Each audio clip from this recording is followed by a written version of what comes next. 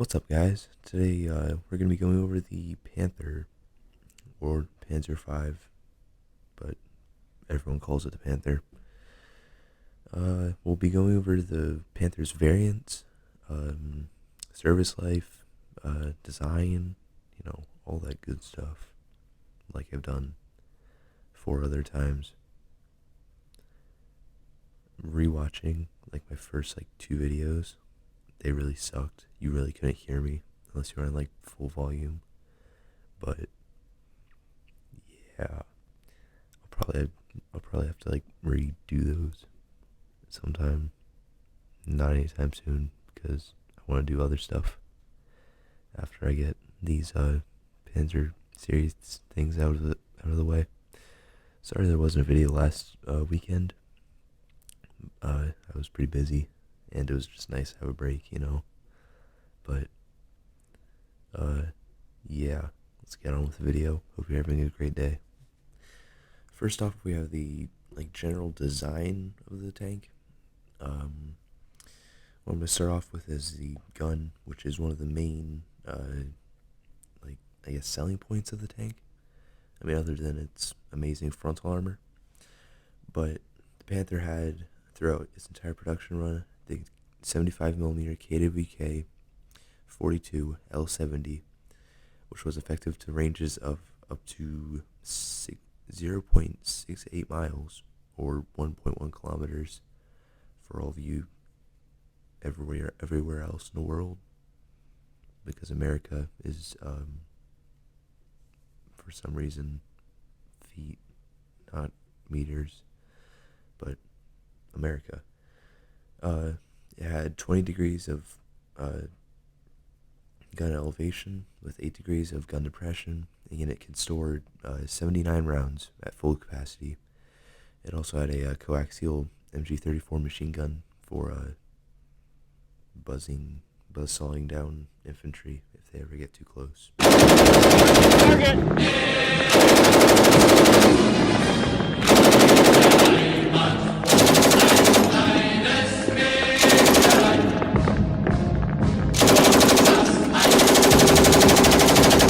The front armor was 80 millimeters, angled at 55 degrees, which equaled to around 139 millimeters.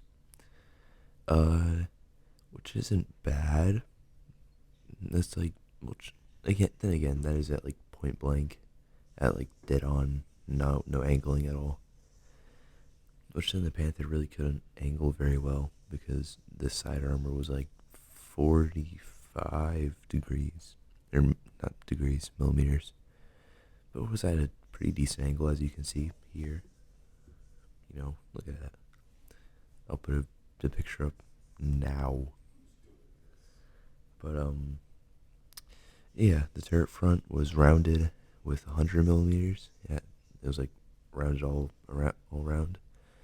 In the D variant and the A variant, the G variant fixed that because it would have shot trap, where its shell would go into the lower front plate, not front plate, the lower of the gun mantelet, and it would shot trap down into the turret because it would bounce off of the bottom of the mantelet down into the top of the hull, and that would result in bad things for the crew.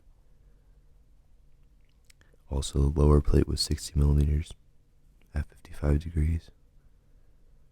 I forgot to put that in the script earlier when I was talking about the hull, so don't say I didn't tell you.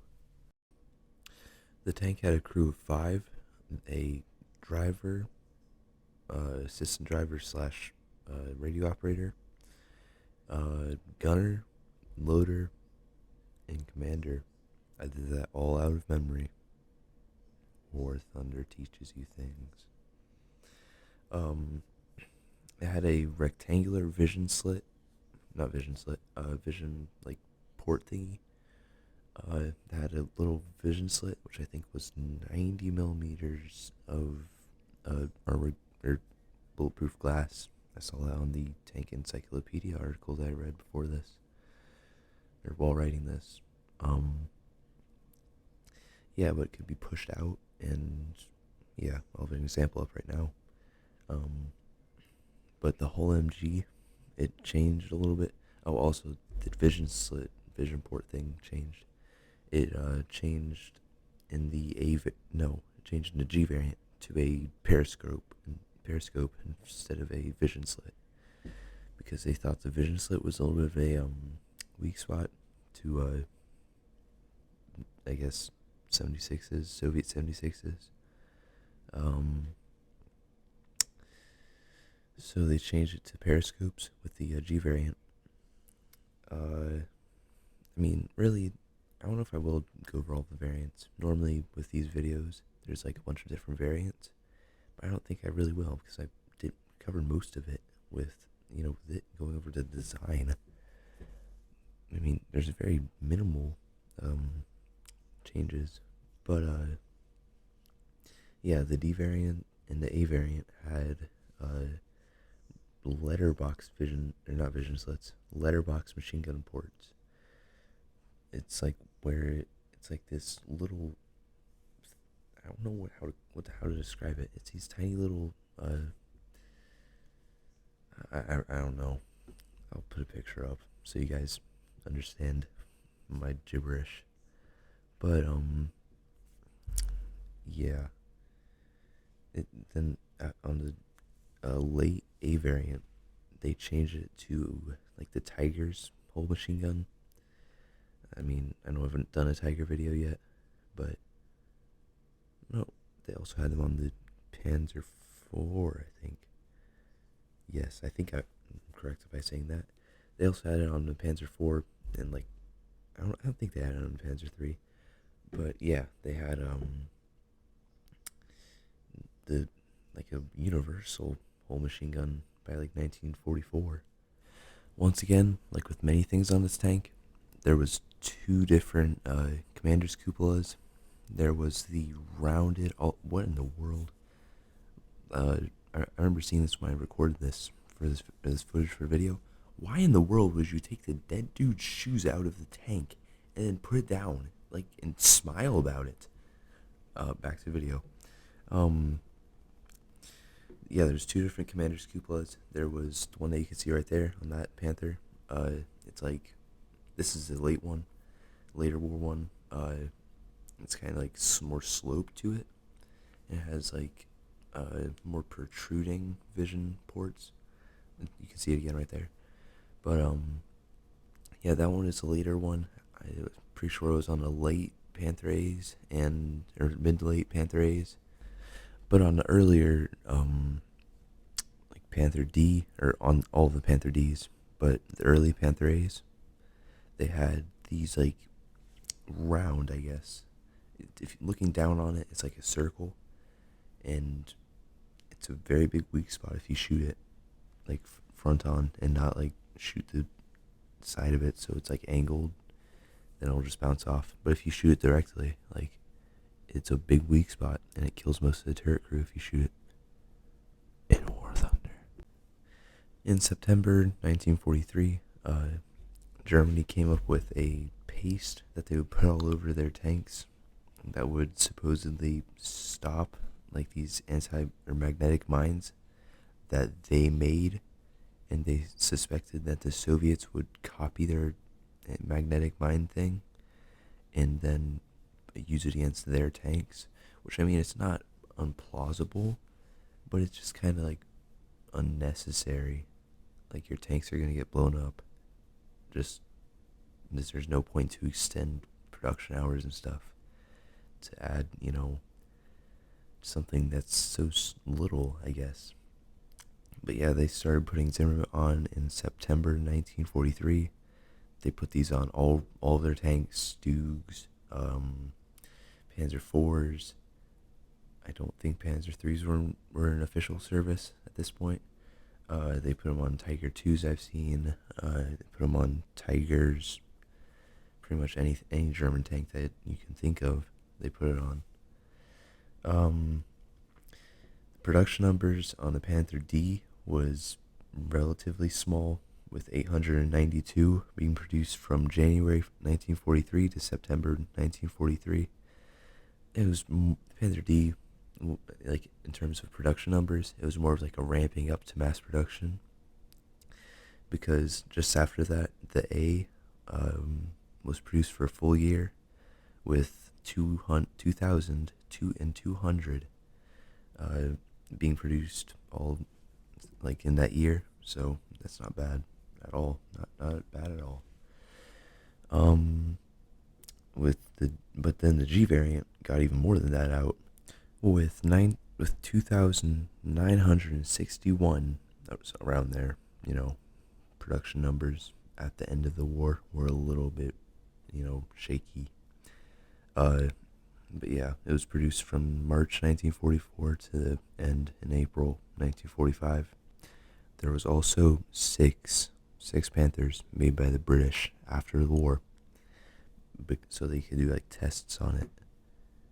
I thought that was cool, and I wanted to add it. And that's also the Panther, one of those Panthers, one of the six ones. That's one of the ones that's in Bovington.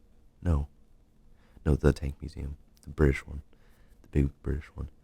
Also, I'm gonna do combat stuff now because I'm trying to keep this under 15 minutes. It's gonna be close. The Panther, it was like a mess. This production and everything, it was a mess. It was rushed through pretty much all testing, and a lot of its design, it was not really checked on, I guess, leading to many issues, including the final drive having issues, and a lot of them broke down, and it was rushed for Kursk, and once it got out, most of them didn't really get to Kursk because of the issues, the fundamental issues that they could have, fixed if they took longer to test it and stuff. And, it just kind of messed up the entire tank, like the crappy reverse gear. It had 7 gears forward, but 1 reverse gear, and it was just kind of, sucky. Bad design on the Germans' part. Me saying that is not saying that it's a terrible tank. It's just not the best. It could be better if they would have done more testing and design on it. The Panther served on all fronts of the war. The Eastern Front, the Western Front, Italy. I think a few of them might have made it to Africa. Don't quote me on that, but it may have. Seen like the very, very, very end of it. Out of 200 original Panthers that were sent to participate in Operation Citadel, 184 were operational on July 5th. By July 10th, only 10 were in a working order. Mostly due to, I think, mechanical failures and just general, mechanical stuff. I think only a few were, like 50 some were hit with mines. It was honestly just sad in general.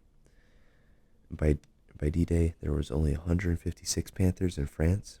The American Commonwealth tanks, they were just no match for the German long 75s on both the Panzers and the Panzer 4s and the Panthers. But the 17 pounders, those things slapped. They were good. Like the Panthers didn't do too well against them, mostly because they could still hit them, but the 17 pounder could hit back. And all, the Panther was a pretty good tank all around, except for the early mechanical issues, being the final drive. I mean, there was other issues, but mostly the final drive.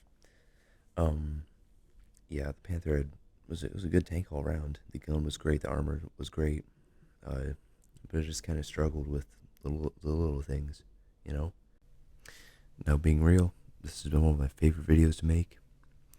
The Panther is one of my favorite, personally, one of my favorite tanks.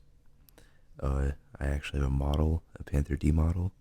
I'm going to do it. Like, I have aftermarket stuff for it too. It's going to look amazing.